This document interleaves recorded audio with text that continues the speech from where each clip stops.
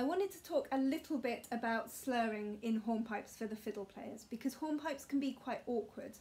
The problem with a dotted hornpipe, like our Staffordshire hornpipe here, is that the rhythm has a lot of long short bowing, and if you were to just bow that out on an open string, the long short will just take you off the end of the bow in whichever direction you're travelling. So we need to add some slurs to get rid of that issue. So the first step that I'd suggest is that you just slur each pair of quavers as it comes. So that would look like this. Slur.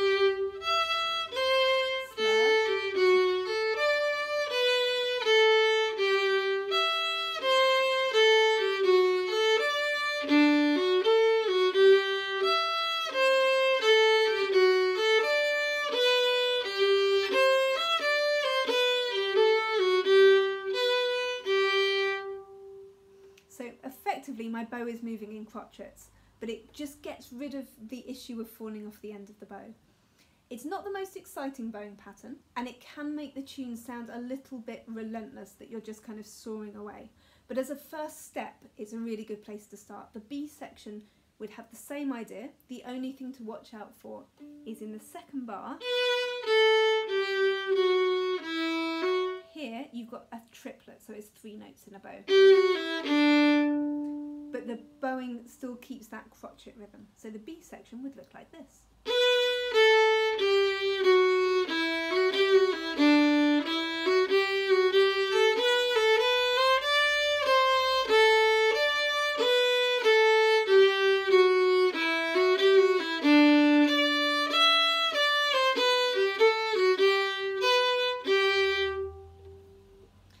So it just gives you a way of stopping falling off the end. That is stage 1. I'm going to now do some variations on that, where we do what I call some cross bowings, which means we're slurring across the main beats of the bar. The slurring pattern will be syncopated, even though the tune isn't. So if you want to challenge yourself to a slightly more complex and sophisticated, possibly, bowing pattern, I'm going to talk you through some possibilities, and I'm going to print these on the website. I have my reference here to check that I'm showing you exactly what I'm going to write on the website. Wake up my computer again. So we're starting with the A section. We're going to keep the G, E at the beginning separate bows, but then where we had the ornaments, the C, that turn, that's all going to be in a slur. So we've got, so that will be down, down, up, down. The next few notes all separate, and that takes me to the tip of the bow. From there, we've got to slur the next 2 notes, which also will make that turn from the B to the A easier and smoother. So.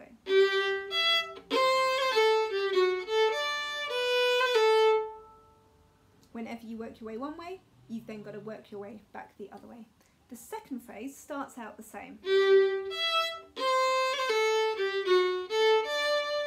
Again, we've worked our way to the tip, we need to get all the way back. So the second time, we've got the D arpeggio. I'm going to suggest slurring the first 2 quavers together, and then the F sharp G. So you get. So there is a long, short, long rhythm to push you back. All of that together.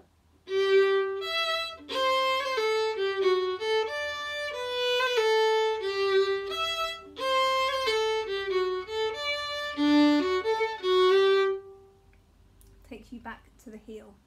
The next bit will be nearly the same as the beginning, but you might notice that now I'm on the opposite bowing. So before I started down, up, because of the slur, I'm going to be up, down. It's quite good practice to try out bowings each way, so that if you do something you don't intend, it doesn't wrong fit you. You don't have to stop and start again. You can manage and put yourself right. So we've had slur again. So all of that is just separate because it's going to keep me at the heel. I'm going to do all of that so far. What we have is this.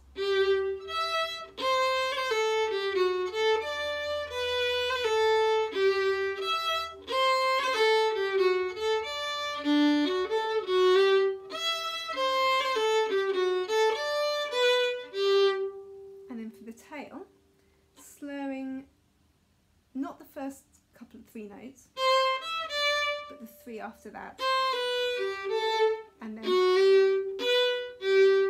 so that pattern gives you a syncopated bowing rhythm.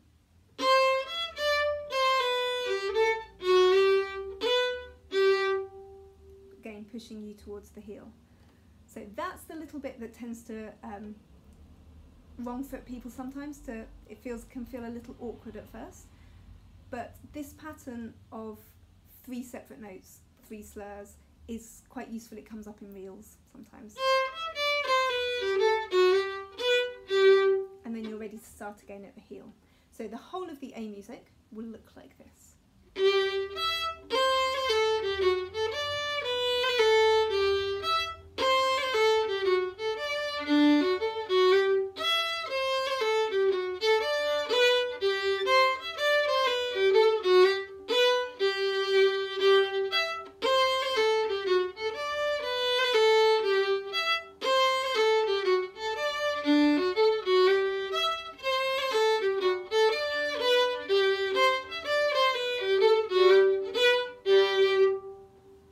Gives you the A music. For the B music, again, we're going to incorporate some of the ornaments into the bowing. So I talked in the ornament video about doing turns on the B and the G at the opening of the B section. So we're going to slur the first 2 notes and then the second 2. So, and then after that, the next 2 quavers, they keep the triplets separate.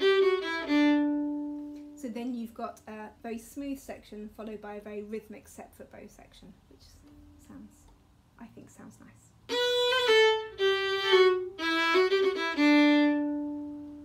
Do that once more.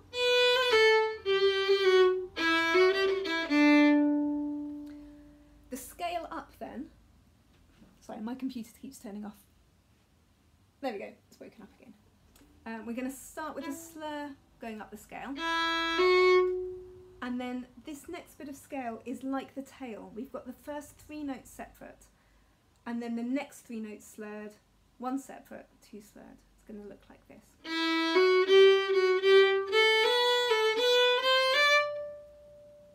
So again, I've worked my way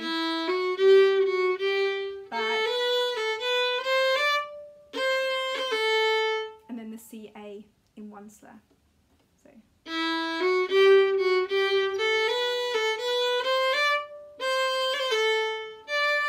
separate bow on the D. So anytime I work my way down, I'm then compensating, pushing back. I'm going to play that first bit, what we have so far.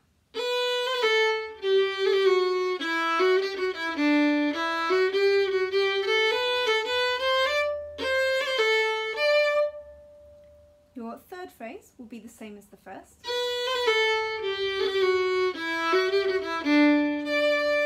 And then the modified tail. So you've got a separate, slurring 2, and then slurring the F sharp to G. So again, slurring over the bar line just helps to break up the phrasing a little bit. I'll play the whole of the B section round, and then I'll do the whole version of the slurs that are on the music at the bottom of the post. Here we go. Here's the B.